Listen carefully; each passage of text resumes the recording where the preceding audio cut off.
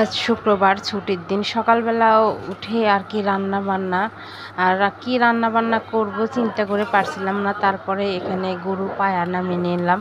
আসসালামু আলাইকুম, সবাই কেমন আছেন? আশা করি সবাই ভালো আছেন। আল্লাহর রহমতে আমরাও ভালো আছি। আর এই গরুর পায়াটা আমি প্রেশার কুকারে রান্না করেছি। আর এই প্রেশার কুকারে আমি নিম্নপক্ষেও 30টার বেশি হবে আমি শীষ দিয়ে নিয়েছি। আর এই গরুর পায়াটা যত বেশি রান্না করব ততই ভালো লাগে, এই জন্য একেবারে বেশি করে রান্না করেছি। করার পরে কিন্তু এখানে জাল দিচ্ছি। আর সাথে কিন্তু এখানে আমার মতো কে কে এই চচ্চড়ি থাকলে বেঁচে যাওয়া চচ্চড়ি এরকম ভেজে খেতে পছন্দ করেন? আমি কিন্তু অনেক পছন্দ করি। আমি যদি দেখি চচ্চড়ি রান্না করে সেই চচ্চড়ি যদি একটু থেকে যায়, তারপরে আমি সেটা আবার কড়াইয়ে করে ভেজে নিয়ে খেতে খুব পছন্দ করি।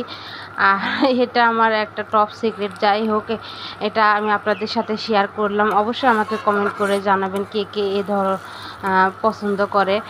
আর এই তো কালকে চচ্চড়ি চিংড়ি মাছ দিয়ে চচ্চড়ি করেছিলাম, কেউ খায় না, শুধু আমি খেয়েছিলাম আর রেখে দিয়েছিলাম। যাই হোক, সেটা সকালবেলা একটু ভেজে নিচ্ছি। এই হলো আজকে রান্নাবান্না। সবাই ভালো থাকুন, আল্লাহ হাফেজ।